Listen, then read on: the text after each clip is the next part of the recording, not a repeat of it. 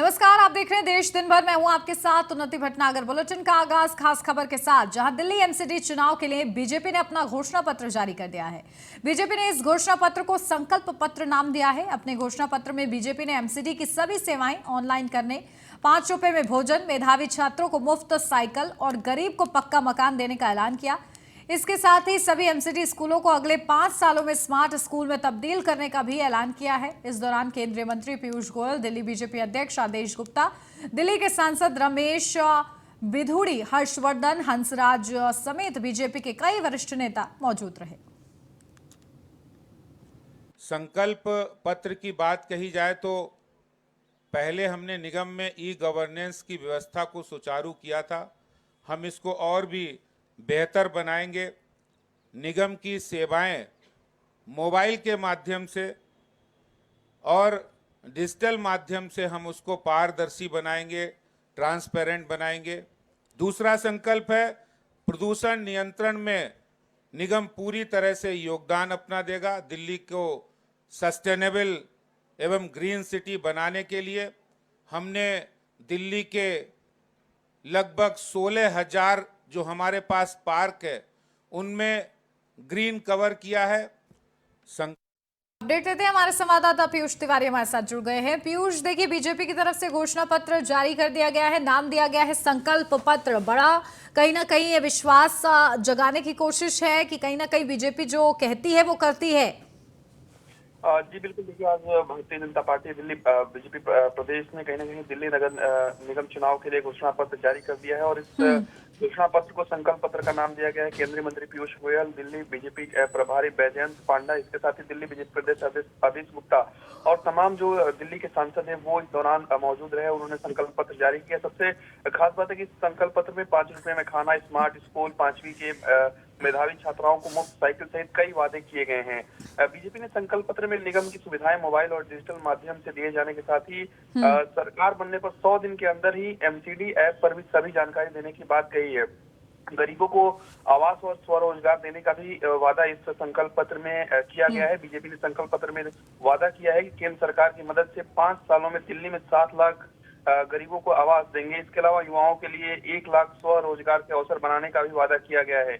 5 रुपए में मुफ्त भोजन की सुविधा देने का वादा इस संकल्प पत्र में किया गया है। इसके साथ ही अगर हम बात करें तो महिलाओं द्वारा संचालित 50 अन्नपूर्णा रसोई को भी स्थापित करने का वादा किया गया है। ऐसे तमाम जो वादे हैं वो दिल्ली की जनता से किया गया है। इसके साथ ही स्कूलों में सीसीटीवी नेटवर्क को फैलाने के लिए बात कही गई है कि जब एमसीडी में एक बार फिर से बीजेपी आती है तो स्कूलों में जो एमसीडी के स्कूल है उसमें सीसीटीवी नेटवर्क लगेंगे और तमाम तरीके की सुविधाएं जो स्कूलों में है वो दी जाएगी। तो निश्चित तौर पे कहीं ना कहीं लोक लुभावने जो वादे हैं वो आज किए गए हैं संकल्प पत्र के जरिए बीजेपी की ओर से। और बीजेपी लगातार दावे कर रही है कि एक बार फिर से भारतीय जनता पार्टी एमसीडी में अपना परचम लहराएगी, क्योंकि इस संकल्प पत्र में कई ऐसे वादे किए गए। करीब 12 सूत्रीय जो संकल्प पत्र है वो तैयार किया गया है और इसमें निगम के 16 स्कूलों को स्मार्ट बनाने की भी बात कही गई।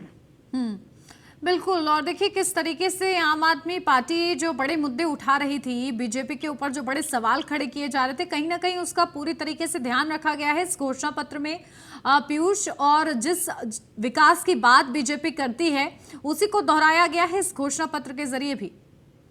जी बिल्कुल, देखिए पिछले करीब 15 साल से दिल्ली एमसीडी में बीजेपी का शासन है और निश्चित तौर पे सबसे बड़ी बात है कि दिल्ली का पोल्यूशन कैसे खत्म होगा, इसको लेकर भी इस संकल्प पत्र में जिक्र किया गया है कि प्रदूषण खत्म करने के लिए निगम पूरे सहयोग करेगा और दिल्ली को सस्टेनेबल और ग्रीन सिटी बनाया जाएगा। इसके साथ ही 2 साल में 4 और वेस्ट टू एनर्जी प्लांट को स्थापित किया जाएगा, पार्कों को का सौंदर्यीकरण किया जाएगा। इसके साथ ही सभी पार्कों में 1000 स्थायी छठ घाट और वाटर बॉडी स्थापित की जाएगी। हाल ही में आपने देखा किस तरीके से छठ घाट को लेकर कई बातें कही गई और यमुना की सफाई को लेकर भी कई बातें कही गई। तो ऐसे में तमाम जो बातें हैं वो संकल्प पत्र में जिक्र किया गया है। पार्किंग को लेकर भी हर जोन में 2 मल्टी लेवल पार्किंग की व्यवस्था करने की बात संकल्प पत्र के जरिए कही गई है। इसके अलावा 2027 तक हर जोन में मल्टी लेवल पार्किंग होगी। सभी पार्कों में 10,000 ओपन जिम होगा और कहीं ना कहीं योगा हट भी स्थापित किए जाएंगे। ऐसी तमाम जो बातें हैं वो संकल्प पत्र में कही गई है और स्वास्थ्य सुविधाओं को की आधुनिकीकरण है वो किया जाएगा। इसके अलावा जन औषधि केंद्र से भी जोड़ा जाएगा। ये सब तमाम बातें आज भारतीय जनता पार्टी के संकल्प पत्र में किया गया है और जनता से जो वादे हैं वो किए गए हैं कि दिल्ली में एमसीडी में एक बार फिर से बीजेपी अगर आती है तो ये सब बातें बीजेपी करके दिखाएगी। बिल्कुल, और देखिए बीजेपी अपने वादे को कितना निभाती है ये देखना होगा। चलिए, बहुत शुक्रिया पीयूष आपका तमाम जानकारी के लिए।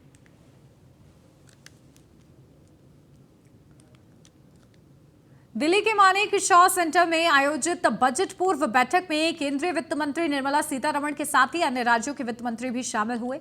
इस मौके पर मुख्यमंत्री भूपेश बघेल ने आम बजट 2023-24 को लेकर कई प्रस्ताव और सुझाव दिए।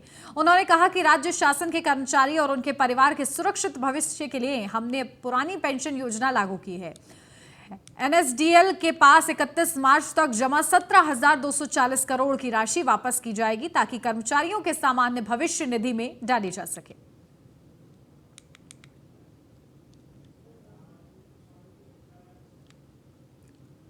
दिल्ली में उत्तर प्रदेश सरकार की मंत्री बेबी रानी मौर्य ने न्यूज वन इंडिया से बातचीत में कहा कि गुजरात में विधानसभा के चुनाव होने जा रहे हैं और गुजरात में सिर्फ और सिर्फ बीजेपी की लहर है। आम आदमी पार्टी और कांग्रेस दूर दूर तक नजर नहीं आ रही हैं और उन्होंने इस दौरान क्या कुछ अहम कहा है, आपको सुनवाते हैं। बातचीत करने के लिए उत्तर प्रदेश सरकार में मंत्री बेबी रानी मौर्य जी हैं। मैम, उपचुनाव होने वाले हैं। अगर हम बात करें मैनपुरी में लोकसभा के उपचुनाव होने वाले हैं, वहीं 2 सीटों पर खतौली में भी विधानसभा के चुनाव होंगे और एक अन्य सीट रामपुर में भी विधानसभा के चुनाव होंगे। किस तरीके से देखती हैं भारतीय जनता पार्टी की, किस तरीके से तैयारी है? हमारी पूरी तैयारी है और हमारे जो प्रत्याशी हैं वो 100% जीत रहे हैं और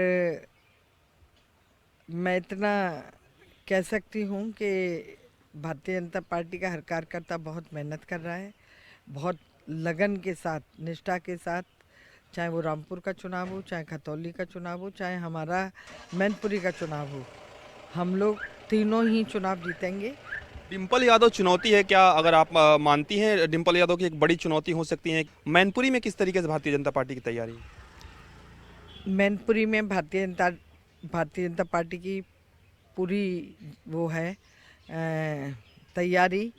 और देखिए, मुलायम सिंह जी का अपना कद था। डिम्पल जी को हम तो नहीं मानते कि वो हमें चुनौती देंगे, हम उन्हें चुनौती देंगे।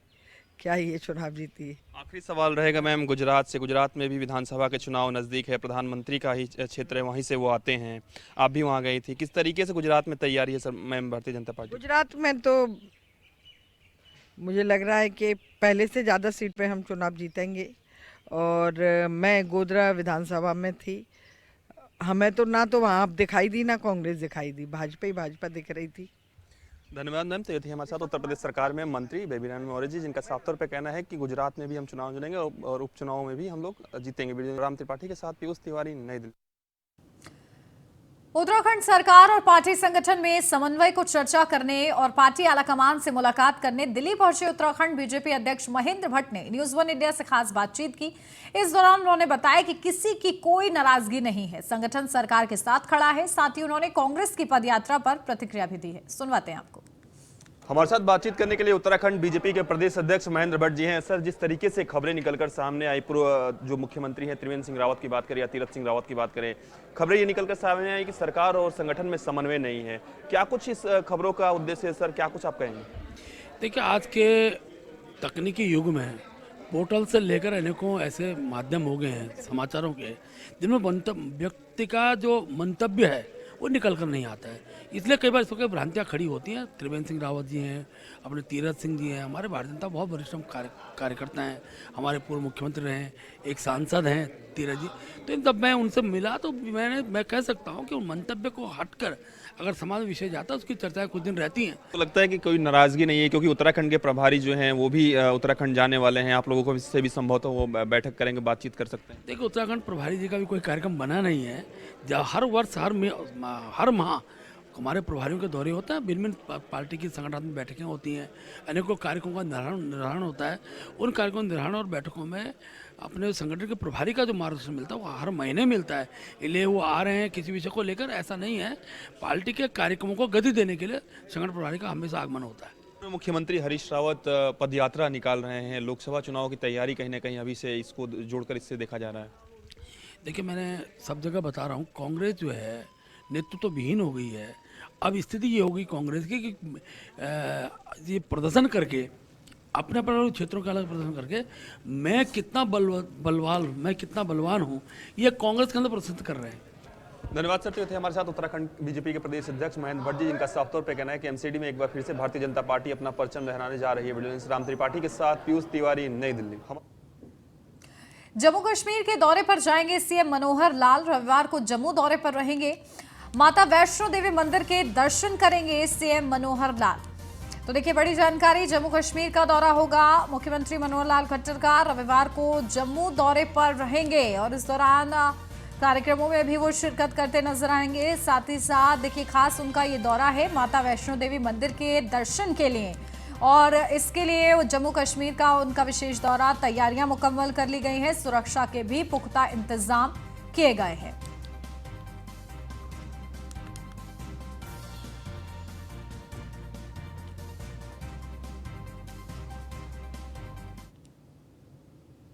बजट पेश करने से पहले केंद्रीय वित्त मंत्री निर्मला सीतारमण ने सभी राज्यों के वित्त मंत्रियों संग बैठक की। बैठक में महाराष्ट्र के उप मुख्यमंत्री देवेंद्र फडणवीस भी मौजूद रहे। मीटिंग में आगामी बजट को लेकर चर्चा की गई। बैठक की जानकारी देते हुए महाराष्ट्र के उप मुख्यमंत्री देवेंद्र फडणवीस ने बताया कि महाराष्ट्र को 6,800 करोड़ रुपए का लोन मिला है। लाख करोड़ की कैपिटल ग्रांट की स्कीम निकाली है, जिसमें 50 इयर्स का इंटरेस्ट फ्री लोन वो दे रहे हैं, और महाराष्ट्र को इसमें सबसे बड़ा फायदा हुआ है। करीब 6,800 करोड़ महाराष्ट्र को मिले, और हमने 3,000 करोड़ रुपए और 2,900 करोड़ का एक और प्रस्ताव दिया है। मेरी अपेक्षा है कि वो भी हमको प्राप्त होगा। इसके हद तक जीएसटी कंपेंसेशन का भी करीब पैसा महाराष्ट्र को मिला है। कल ही 2,000 करोड़ रुपया मिला है। अभी जो सीएजी ऑडिट है, वो ऑडिट होने के बाद और 13,000 करोड़ रुपया हमको मिलेगा, तो उसमें भी भारत सरकार ने काफी हमको मदद की है। मैंने इसके साथ साथ कुछ और मांगे की है, विशेष रूप से जो पूरक पोषण आहार है, इसमें 2017 के रेट से वो बढ़ाया जाए, ऐसी एक मैंने मांग की है।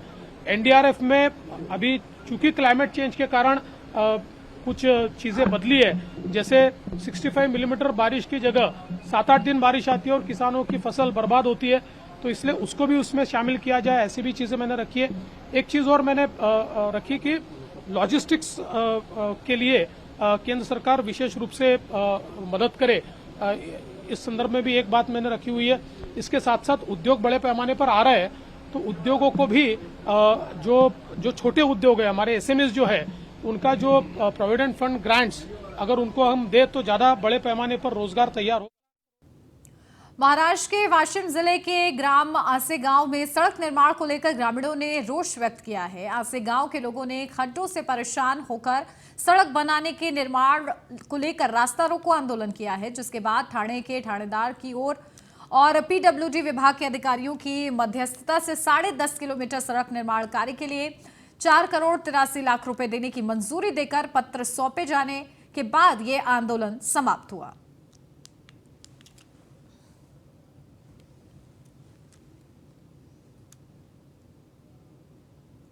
मुंबई के लिए खसरा एक बड़ा खतरा बनता जा रहा है, जहां बृहन मुंबई नगर निगम ने कहा है कि मुंबई में खसरे के 19 नए मामले दर्ज किए गए हैं और खसरे से पीड़ित 8 महीनों के एक बच्चे की मौत हो गई है। तो इस दौरान 36 रोगियों को छुट्टी दे दी गई है। नगर निकाय ने बताया है कि शहर में इस साल अब तक मरने वालों की संख्या 13 हो गई है, जिसमें मुंबई के बाहर के 3 लोग भी शामिल हैं।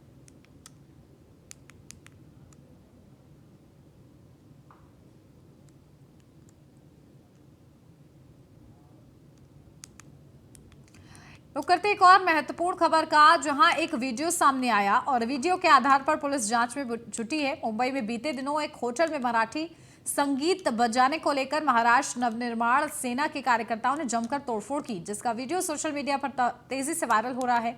वहीं घटना के बाद होटल प्रबंधन ने पुलिस को इसकी सूचना नहीं दी। हालांकि वायरल वीडियो के आधार पर पुलिस इस पूरे मामले की जांच कर रही है। ये पूरा मामला वासी के एक होटल का बताया जा रहा है। घटना के बारे में बताया गया है कि एमएनएस के कुछ कार्यकर्ता एक होटल में खाना खाने गए। इस दौरान होटल में हिंदी गाना बज रहा था। जहां उन्होंने हिंदी गाने को बंद कर मराठी संगीत बजाने को कहा, तो वहीं होटल प्रबंधन ने इसके लिए मना किया। तो आरोपियों ने हंगामा शुरू कर दिया और होटल में जमकर तोड़फोड़ की गई। साथ ही होटल के मैनेजर को थप्पड़ भी मारे। तो एमएनएस कार्यकर्ताओं ने होटल में जमकर मारपीट की है। घटना का वीडियो सोशल मीडिया पर वायरल हो रहा है और देखिए हम आपको दिखा रहे हैं एमएनएस कार्यकर्ताओं ने किस तरीके से होटल में जमकर तोड़फोड़ की है। खुले तौर पर ये दबंगई और इसकी वीडियो के आधार पर संज्ञान लिया जा रहा है।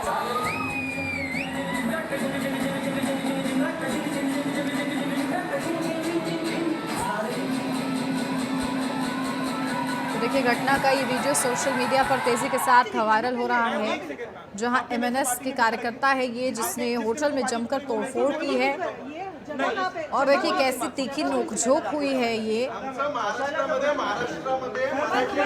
भी इस वीडियो में सामने आया है।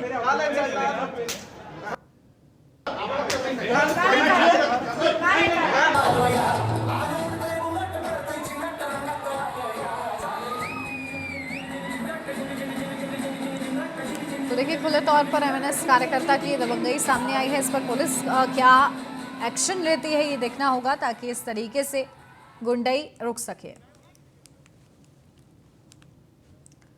जम्मू की पहली महिला ई रिक्शा चालक सीमा देवी ने ई रिक्शा ऑटो चालक एक मिसाल कायम की है। जम्मू की पहली महिला ई रिक्शा चालक सीमा देवी नगरोटा जम्मू की रहने वाली है और ऐसा करने वाली जम्मू क्षेत्र की पहली महिला है। सीमा देवी की माने तो महंगाई के दौर को देखते हुए अपने बच्चों की बेहतर शिक्षा के लिए खुद काम करने का उसने फैसला लिया है।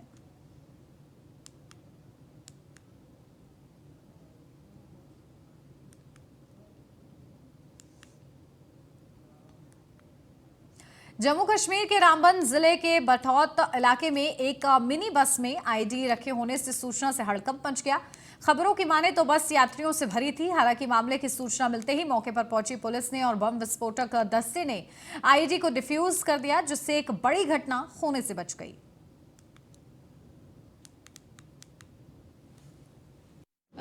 It has been a joint effort of our army officers and our CRP officers along with district police, जिसकी वजह से ये कामयाबी हासिल हुई। अब जी कितनी बड़ी चुनौती मानती है आप अगर ये नहीं मिलता तो? चुनौती तो थी क्योंकि ये एक आईडी था और वो कि मेटाडोर में था जिसमें पैसेंजर्स थे, तो of course it was a big challenge for us. मैं सभी अपनी फोर्सेस को कॉन्ग्रेचुलेट करना चाहूँगी कि आज एक ट्रेजेडी अवॉर्ड की गई है। It has been a joint effort of our army officers and our CRP officers along with district police, जिसकी वजह से ये कामयाबी हासिल हुई। अब जी कितनी बड़ी चुनौती मानती है आप? शहीद सोबरन सोरेन के शहादत दिवस के अवसर पर रामगढ़ के बरलंगा पंचायत अंतर्गत लुकियाटांड में सीएम सोरेन के कार्यक्रम को लेकर उपायुक्त माधवी मिश्रा ने गोला प्रखंड का दौरा किया। इस दौरान उनके साथ पुलिस अधीक्षक पीयूष पांडे भी मौजूद रहे, जिसके बाद उपायुक्त ने लुकियाटांड मैदान में उपलब्ध सुविधाओं का जायजा लिया और कार्यक्रम स्थल पर मूलभूत सुविधाएं सुनिश्चित करने के साथ ही समारोह के आयोजन को लेकर अधिकारियों को दिशा निर्देश भी दिए।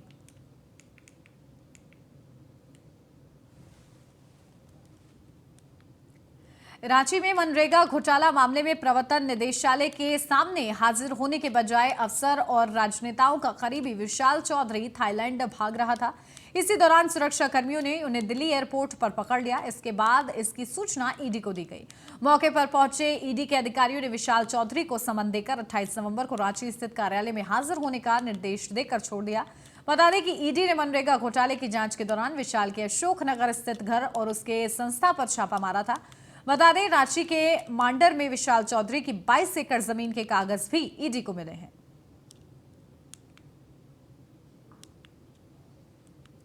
झारखंड की राजधानी रांची शहर में लंबे समय से यातायात जाम की समस्या से लोग परेशान हैं। चौक चौराहों में घंटों जाम लगने से आमजन तो परेशान होते ही हैं, कई बार एम्बुलेंस वाहन और स्कूल की बसें भी जाम में फंस जाती हैं, जिस कारण से स्कूल बस में बैठे स्कूली बच्चे भी काफी परेशान होते हैं और घर के लोग भी परेशान होने लगते हैं। वहीं विभिन्न चौक चौराहों में ट्रैफिक लाइट का खतरा होना और बाय साइन की व्यवस्था नहीं रहने से भी कई तरह की समस्याएं उत्पन्न होती हैं।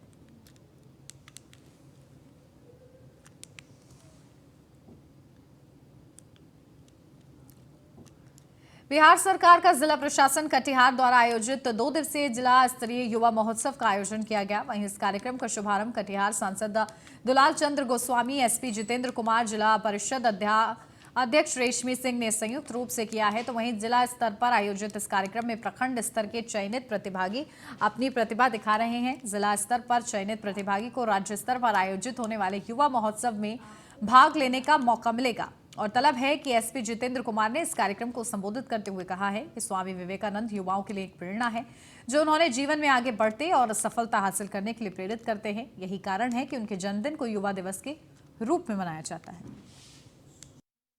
बिहार गवर्नमेंट की ओर से हमारे जिला स्तरीय युवा महोत्सव रखा गया है, कार्यक्रम हो रहा है और बहुत बढ़ चढ़कर बच्चे इसमें हिस्सा ले रहे हैं और इससे उन्हें प्रेरणा मिलेगी, सीख मिलेगी और साथ में आंतरिक मजबूती आएगी कि स्टेज पे परफॉर्म करने का। और मैं यह उन लोगों के लिए ईश्वर से यह कामना करती हूँ कि इस पूरी मजबूती के साथ आज वो जिला स्तरीय मंच पे हैं, कल स्टेट लेवल पे हैं और आगे चल के वो सेंट्रल लेवल पे आए। उसी का एक क्रम में ये बनाया गया और यहाँ पर हम लोग एक कोशिश करते हैं कि जो आर्ट एंड कल्चर में जो बहुत सारे प्रतिभागी हैं जिनको अवसर नहीं मिल पाता है, हम लोग उनके एक अच्छा बेहतर प्लेटफॉर्म देते हुए उनको एक नेशनल लेवल पर रिप्रेजेंट कर सकें, ताकि कटिहार वासी का जो भी अच्छे कलाकार हैं कटिहार से, उनको देश पर मौका मिले और हमारा कटिहार का नाम रोशन। सिवान में बड़े हर्षोल्लास के साथ पीड़िया पर्व मनाया गया। नदी तालाबों पर सुबह से ही युवतियों की भीड़ देखने को मिली। युवतियों ने पीड़िया प्रवाहित कर पूरे विधि विधान के साथ पर्व का समापन किया। बता दें कि पीड़िया पर्व भाई बहन के रिश्तों का पर्व है, जिसमें बहन अपने भाई की पीड़ा नदियों में प्रवाहित कर इस पर्व को मनाते हैं।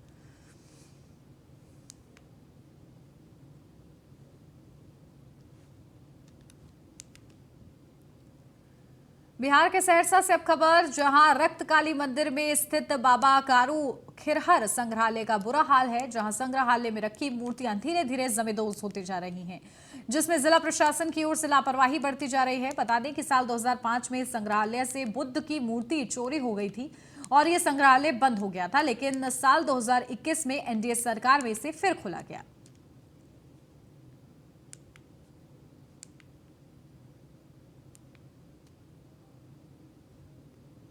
बिहार के छातापुर प्रखंड के जेवचपुर में राष्ट्रीय मानवाधिकार संस्था के द्वारा अंतर्राष्ट्रीय स्तर पर सम्मानित भारत राजस्व सेवा के सहायक आयकर आयुक्त बैजनाथ मेहता का नागरिक अभिनंदन समारोह का आयोजन किया गया, जिसमें कई गणमान्य व्यक्ति सहित पंचायत के जनप्रतिनिधि भी शामिल थे।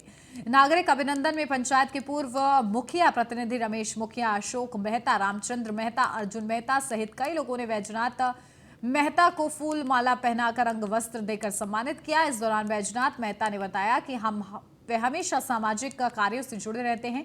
वहीं सुदूर ग्रामीण क्षेत्रों से उनका अलग लगाव है। वो गरीबों के उत्थान और उनके हितों के लिए नियमित समय पर दान भी करते हैं, साथ ही धार्मिक कार्यों में बढ़ चढ़कर हिस्सा भी लेते हैं।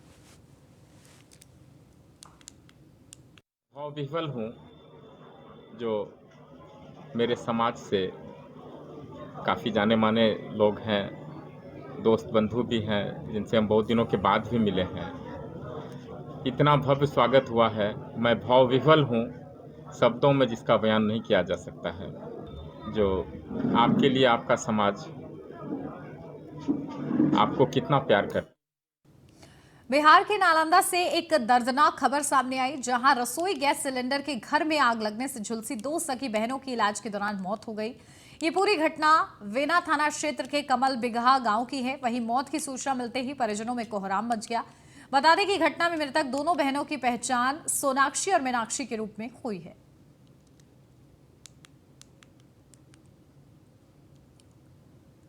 बिहार के कटिहार में शहीद चौक पर एक छात्रा के हत्यारों की गिरफ्तारी न होने पर छात्रा के परिजनों ने प्रदर्शन किया। इस दौरान परिजनों ने पुलिस पर लापरवाही के गंभीर आरोप भी लगाए। बता दें कि 8 नवंबर को कटिहार नगर थाना क्षेत्र के एक कॉलोनी में नाबालिग छात्रा का शव बरामद हुआ था, जिसकी पहचान सानिया सोना के रूप में हुई थी, जिसके बाद मृतका के परिजनों ने हत्या का आरोप लगाते हुए 8 लोगों पर मामला दर्ज कराया था, लेकिन 15 दिन बीत जाने के बाद भी अब तक आरोपियों की गिरफ्तारी नहीं हुई, जिसके बाद परिजनों ने शहीद चौक के पास बैनर लेकर पुलिस प्रशासन के खिलाफ जमकर प्रदर्शन किया है।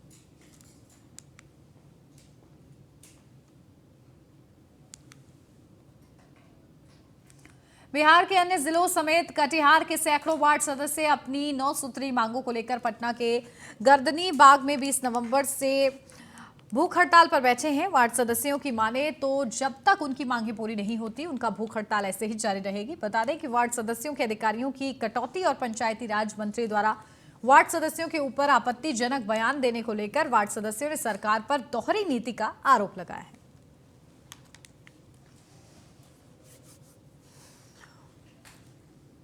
और इसी के साथ इस बुलेटिन में फिलहाल मेरे साथ बस इतना ही। खबरों का सिलसिला आगे भी जारी है। आप बने रहिए न्यूज़ 1 इंडिया।